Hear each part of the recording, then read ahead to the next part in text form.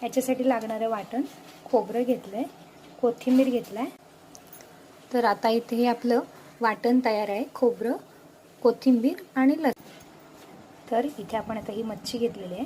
मच्छीमध्ये आता याच्यामध्ये आपण वाटण घातलेलं आहे. याच्यानंतर आपण हळद घालणार आहोत. याच्यामध्ये आपण टाकणार आहोत मीठ. याच्यानंतर आपण घालणार आहोत जरासं तिखट. याच्यानंतर आपण घालणार आहोत त्याच्यामध्ये आपण कालवलेला मसाला.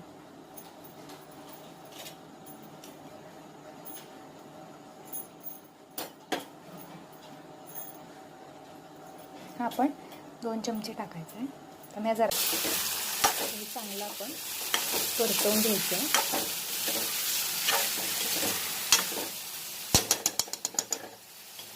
त्याच्यामध्ये आपण घालणार आहोत पाणी.